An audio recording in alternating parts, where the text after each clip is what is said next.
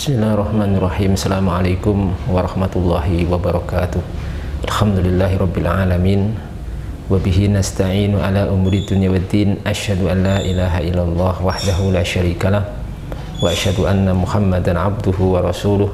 Allahumma salli wa sallim wa barik ala sayyidina Muhammadin wa ala alihi wa sahbihi wa man tabi'ahum bi ihsan ila yaumiddin. Thumma amma ba'd. Masyiral muslimin yang dimuliakan Allah Subhanahu wa taala, zikrullah merupakan atau zikir kepada Allah Subhanahu wa taala merupakan salah satu perkara yang diperintahkan oleh Allah Subhanahu wa taala dan Nabi kita Muhammad sallallahu alaihi wasallam.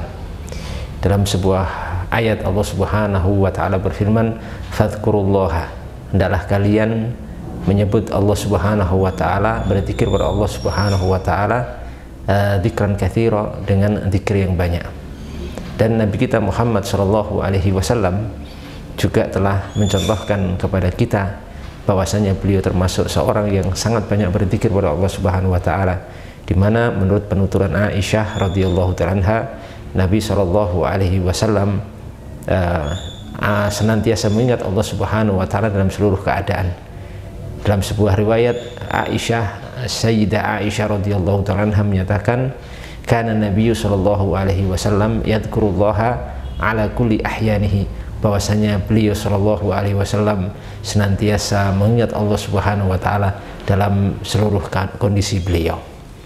Jamaah yang dimuliakan Allah Subhanahu wa taala, salah satu lafaz zikir yang diajarkan oleh Nabi kita Muhammad sallallahu alaihi wasallam adalah lafaz takbir atau lafaz Allahu Akbar. Ini merupakan salah satu lafaz zikir yang sangat mulia dan memiliki keutamaan yang sangat besar. Lafaz ini menunjukkan kepada kita bahwa maknanya begitu dalam. Sesungguhnya Allah Subhanahu wa taala adalah zat yang maha besar, dan kita manusia ini merupakan makhluk yang sangat kerdil, sangat rendah, sangat hina, dan tidak memiliki kemampuan serta kekuatan apapun di luar kehendak Allah Subhanahu wa taala. Jamaah yang dimuliakan Allah Subhanahu wa taala, ada sebuah muskilah, atau tepatnya sebuah pertanyaan begitu, sebuah aduan kepada kita tentang masalah untuk melafadzkan zikir Allahu Akbar di masjid. Apakah hal itu diperbolehkan dengan mengeraskan suara, ya, melafadzkan lafaz takbir Allahu Akbar ketika di masjid? Jamaah yang dimuliakan Allah Subhanahu wa taala, kalau kita melihat dalil-dalil yang ada dua dalil, kelompok dalil.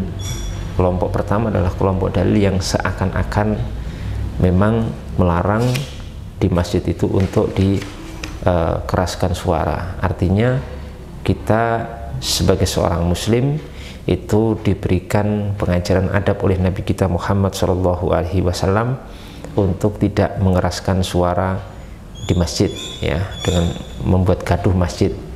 Banyak dalil dalam masalah itu, seperti misalkan dalil tentang seorang yang dicela oleh Rasulullah sallallahu alaihi wasallam ketika melakukan jual beli di masjid, ya, dimana dalam riwayat itu Nabi sallallahu alaihi wasallam memerintahkan, idza ra'aitum man yabi'u aw yabta'u fil masjidi faqulu lahu la arbahallahu tijaratak. Ketika kalian melihat seorang yang menjual atau membeli di masjid, maka ucapkanlah kepadanya, semoga Allah Subhanahu wa taala tidak memberi keuntungan kepada perniagaanmu.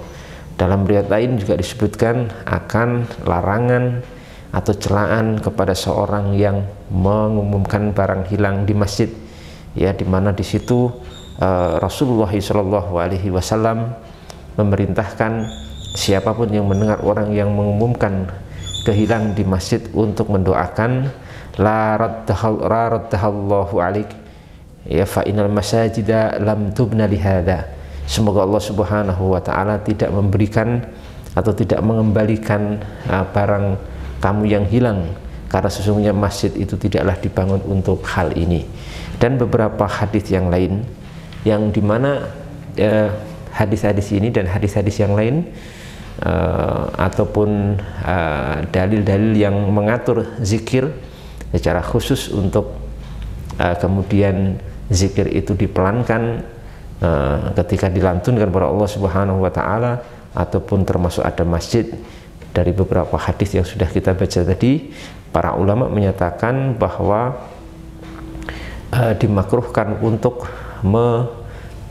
mengeraskan, mengangkat suara di masjid, ya, untuk mengangkat suara atau mengeraskan suara ketika seorang di masjid.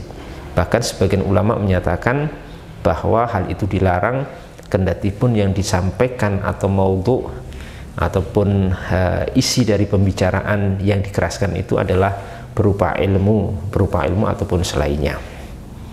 Jamaah yang dimuliakan Allah Subhanahu wa Ta'ala, tapi ini bukan satu-satunya pendapat.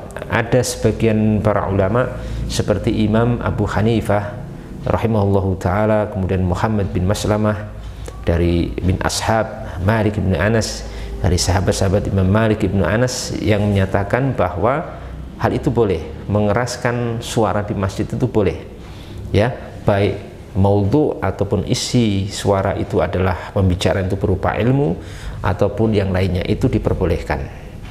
Nah, kalau kita lihat, ya, kalau kita amati, kalau kita teliti dan kita perhatikan dalil-dalil yang ada dalam masalah ini menunjukkan sebuah kesimpulan, ya, bermuara kepada suatu kesimpulan bahwasanya larangan-larangan atau dalil-dalil yang sekilas melarang, baik dari Al-Quran ataupun dari hadis Nabi Muhammad SAW tentang larangan untuk mengangkat suara di masjid atau mengeraskan suara di masjid, itu adalah ketika maudhu ataupun isi pembicaraan itu isi pembicaraan yang bertentangan dengan syariat Islam, ataupun sesuatu yang lahu, ya, main-main, senda gurau, yang la manfaata fih, yang tidak ada manfaat di dalamnya, maka ini kita sepakat bahwa hal ini dilarang, ya, paling tidak dimakruhkan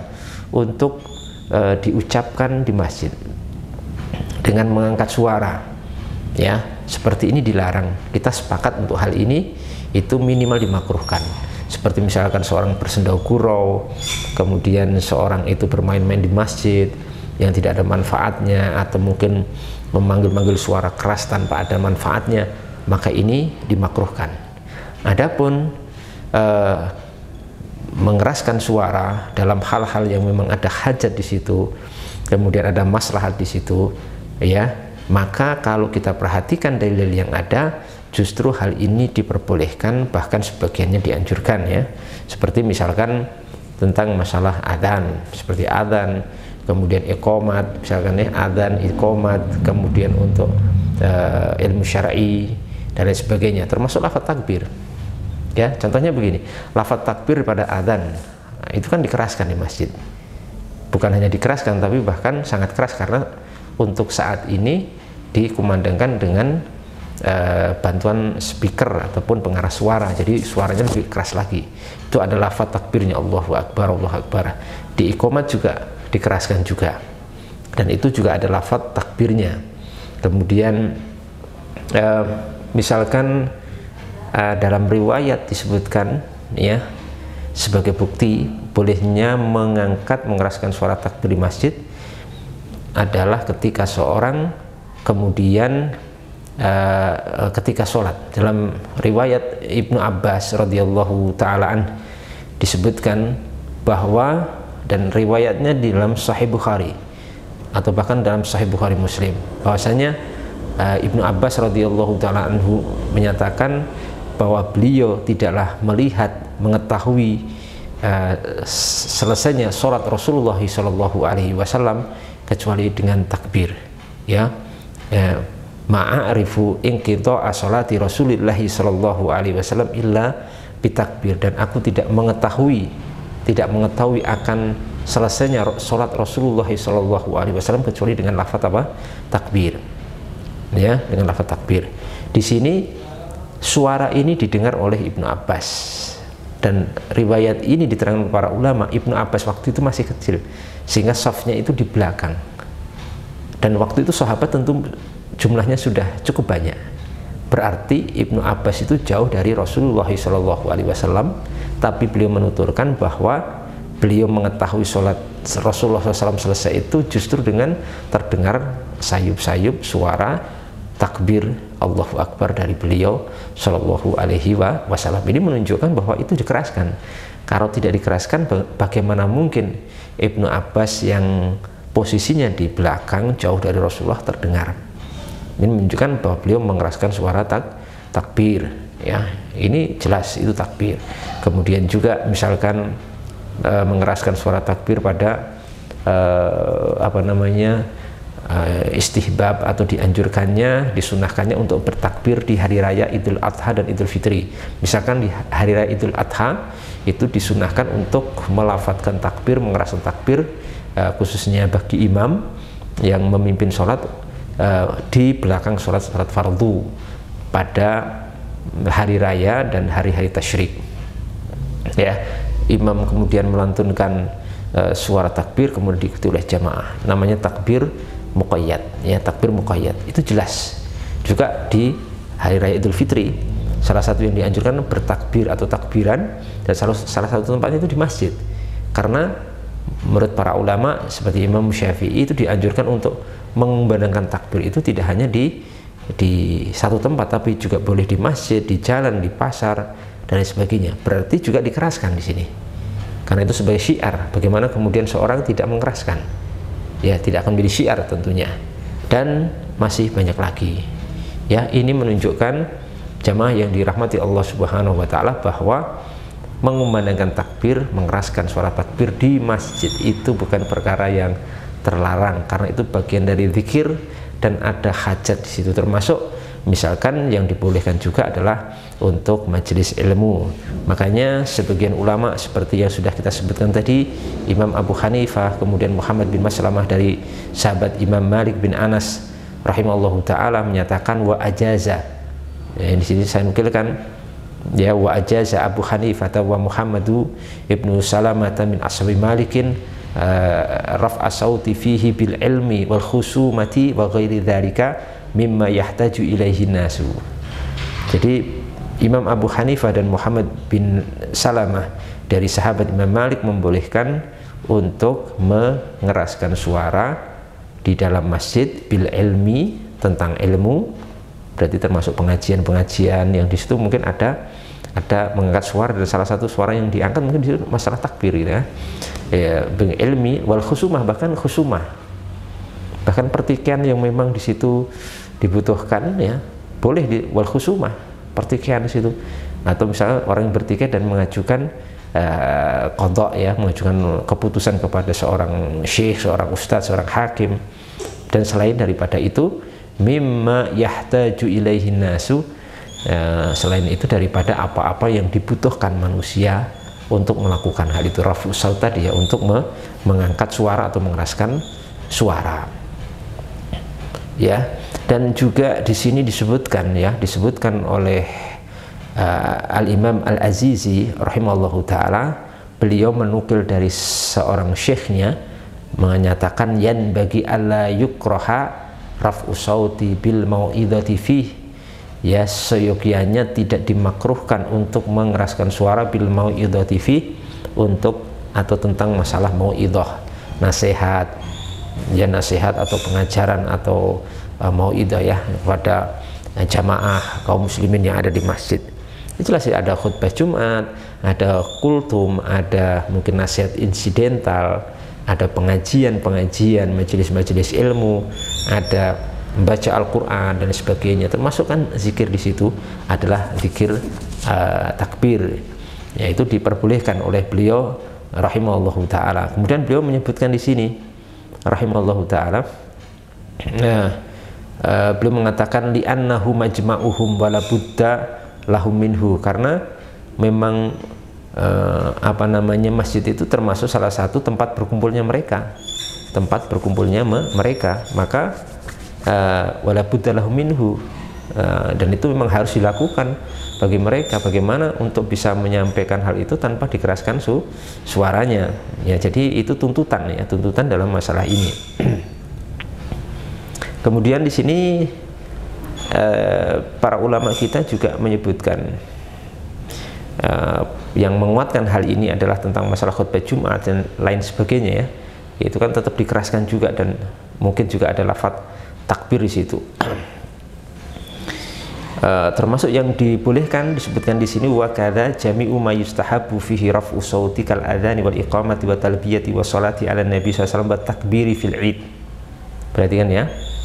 Demikian juga semua yang dianjurkan di dalamnya untuk raf'us saut, untuk mengeraskan suara, seperti adzan, seperti iqamah, seperti talbiyah, seperti sholawat kepada Nabi Muhammad SAW, ya, seperti juga takbir di hari raya, bersolawat kepada Rasulullah SAW ketika kita menyebut nama beliau Nabi Muhammad SAW, bagi kita yang menyebut dan bagi yang mendengar untuk bersolawat dengan mengeraskan suara, termasuk takbir, ya, termasuk takbir di hari raya. Jadi sebenarnya tidak ada masalah, ya, dan perlu untuk diketahui bahwa takbir itu apa sih.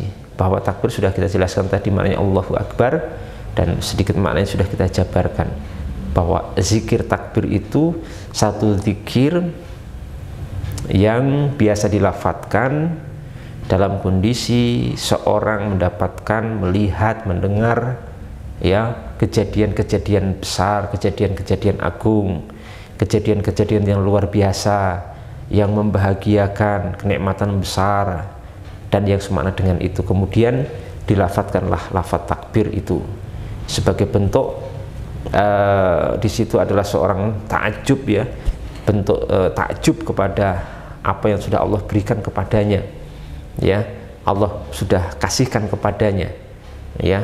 Dengan takbir Allahu Akbar, pengakuan bahwasanya itu merupakan sesuatu yang datang dari Allah Subhanahu wa Ta'ala, ya, merupakan nikmat yang datang darinya, dan kita mensyukuri itu dengan memuji Allah Subhanahu wa Ta'ala, ya, dengan melafadzkan takbir itu Allahu Akbar, ya, dengan melafadzkan takbir Allahu Akbar. Nah, di sini sehingga saya kira tidak ada sesuatu yang perlu dipermasalahkan ketika misalkan ada kasus, misalkan seorang bertakbir, ya, misalkan dalam masjid pas ada perkumpulan begitu, ada hal besar, ada tamu yang datang, tamu agung, kemudian berserentak bersama-sama Allahu Akbar, itu tidak ada masalah, penggunaannya sudah tepat, ya. Memang itu mungkin yang datang itu orang istimewa, seorang guru, seorang syekh, atau seorang yang dimuliakan, kemudian jamaah di situ takjub, kemudian ingin mengekspresikan kebahagiaannya dan kesyukurannya pada Allah dengan cara bertakbir pada Allah Subhanahu wa Ta'ala, Allahu Akbar, daripada tepuk tangan, kan, itu ekspresi yang sangat baik dan bagus, karena ekspresinya adalah zikir pada Allah Subhanahu wa Ta'ala. Dan ini sudah masuk pada dalil-dalil keumuman yang ada, ya, dalil-dalil umum yang ada menunjukkan pada hal tersebut. Jamaah yang dimuliakan Allah Subhanahu wa Ta'ala, makanya di sini tidak perlu dipermasalahkan masalah membaca, melafadzkan takbir dengan dikeraskan di masjid untuk situasi dan kondisi tertentu yang sudah kita sebutkan tadi, karena memang sudah berdasarkan dalil-dalil yang ada, baik secara umum ataupun secara khusus, dan juga dengan metode kias, dikiaskan kepada dalil-dalil yang ada. Semoga apa yang kita sampaikan bermanfaat.